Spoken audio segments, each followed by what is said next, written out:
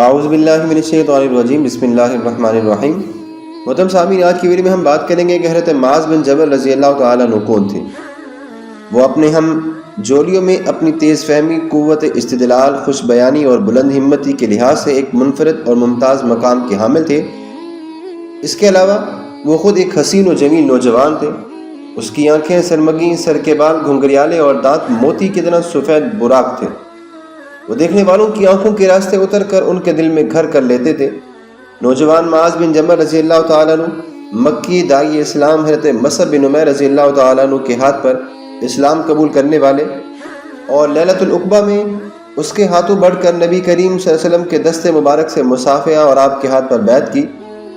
وہ ان 72 پاک نفس انسانوں میں بھی شمار کیے جاتے ہیں جو نبی کریم صلی اللہ علیہ وآلہ وسلم سے بیعت و ملاقات کا شرف حاصل کرنے اور تاریخ کے صفحات میں اپنے ہاتھوں سے ایک دلکش اور روشن ترین باب رقم کرنے مکہ مکرمہ گئے ہوئے تھے۔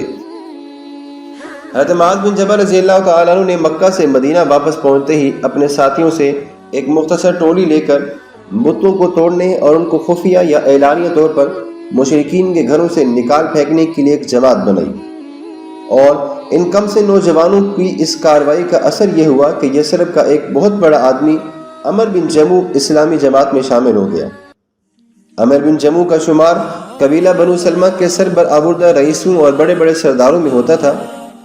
دوسرے شرفاء کی طرح انہوں نے بھی اپنے لیے نہایت نفیس اور بیش قیمت لکڑی کا ایک بہت بڑا بت رکھا ہوا تھا۔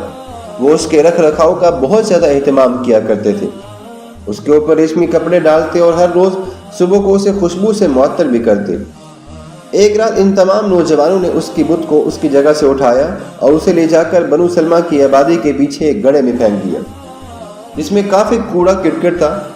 جب صبح کو یہ عمر بن جموح بیدار ہوئے اور بت کو اپنی جگہ پر نہیں پایا تو اسے ہر طرف تلاش کرنے کے باوجود وہ نہیں ملے۔ جب ملے تو وہ ایک گڑھے میں گندی کی ڈھیری میں پڑے ہوئے تھے، منہ کے بل لیٹے ہوئے۔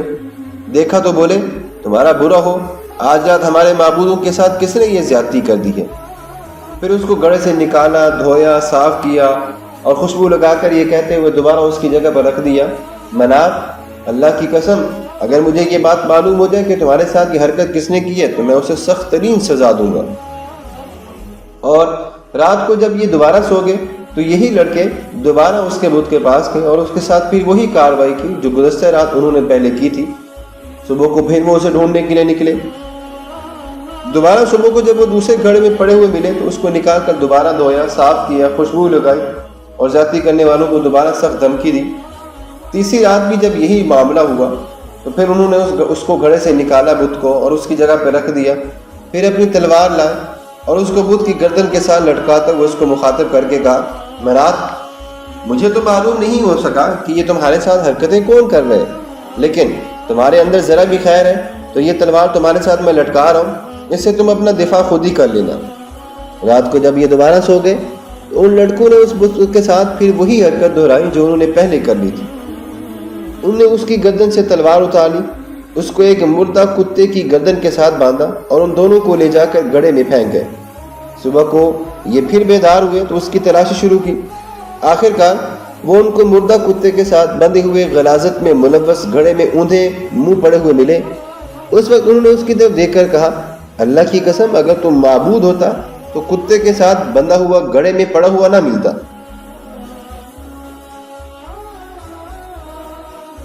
اس کے بعد بنو سلمہ کے اس شیخ نے اسلام قبول کر لیا اور یہ بڑے اچھے مسلمان ثابت ہوئے۔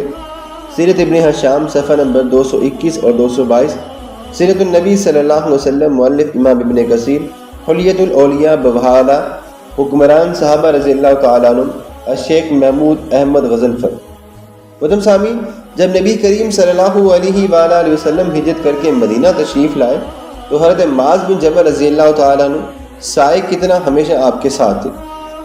انہوں نے آپ صلی اللہ علیہ وسلم سے قرآن سیکھا اور شریعت اسلامیہ کا علم بھی حاصل کیا، یہاں تک کہ آپ کا شمار اصحاب رسول صلی اللہ علیہ وسلم میں کتاب اللہ کے بڑے قاریوں میں اور شریعت الہی کے زبردست عالموں میں ہونے لگا۔ اسی طرح حضرت معاذ بن جبل رضی اللہ تعالیٰ عنہ نے بچپن ہی سے اپنی تعلیم و تربیت کے سارے مراحل درسگاہ نبی کریم صلی اللہ علیہ وسلم سے حاصل کیے اور نبی کریم صلی اللہ علیہ وسلم کے سرچشمہ علم معرفت سیر ہو کر سیراب ہو کر انہی کے ہاتھوں سے فارغ التحصیل ہوئے۔ وہ سب سے اچھے معلم اور سب سے بڑے اچھے شاگرد بھی تھے، اور معاذ بن جبل کے لیے نبی کریم صلی اللہ علیہ وسلم کا یہ قول بھی تھا، میری امت میں حلال اور حرام کے سب سے بڑے عالم معاذ بن جبل ہیں۔ جامع ترمذی ابواب المناقب، حدیث صحیح۔ اسی طرح محترم سامعین، نبی کریم صلی اللہ علیہ وآلہ وسلم اور آپ صلی اللہ علیہ وسلم کے اصحاب کے بعد آپ کے دونوں ساتھیوں حضرت عمر فاروق اور حضرت ابو بکر صدیق رضی اللہ تعالیٰ عنہ نے ان کی بے مثال علمی قوت سے اسلام اور مسلمانوں کی خدمت کا بہترین کام بھی سر انجام دیا۔ یہ وہ تھے کہ نبی کریم صلی اللہ علیہ وآلہ وسلم ہمیشہ ان کے لیے دعا بھی کیا کرتے تھے۔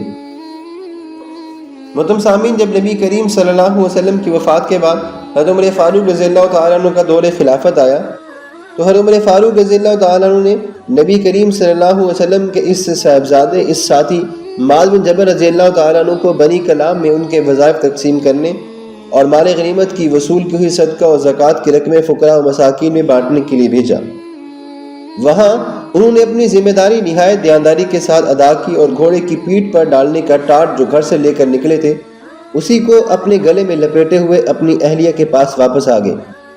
اہلیہ نے پوچھا کہ وہ ہدیے کہاں ہیں جو والی لوگ اپنے گھر والوں کے لیے لاتے ہیں؟ تو انہوں نے جواب دیا کہ میرے ساتھ ایک نہایت ہوشیار نگران تھا جو ہر وقت میرے اوپر نظر رکھتا تھا۔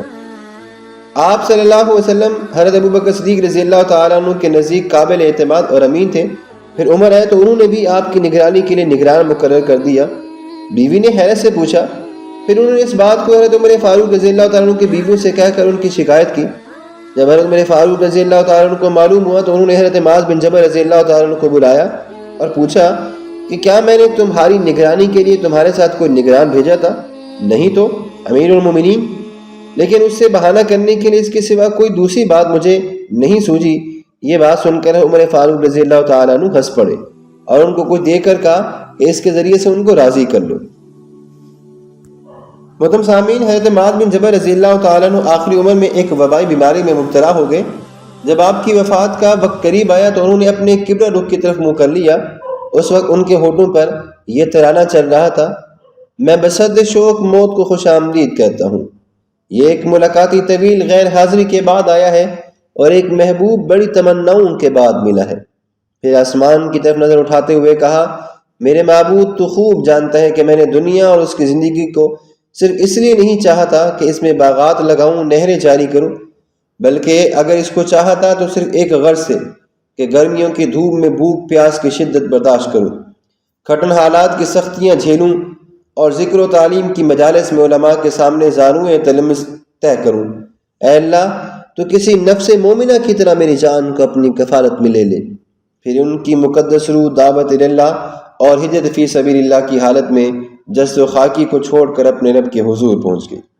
محترم سامعین، یہ تھے حضرت معاذ بن جبل رضی اللہ تعالیٰ عنہ، جو کہ نبی کریم صلی اللہ علیہ وسلم کے بہترین کاریوں میں بھی آپ کا شمار کیا جاتا تھا۔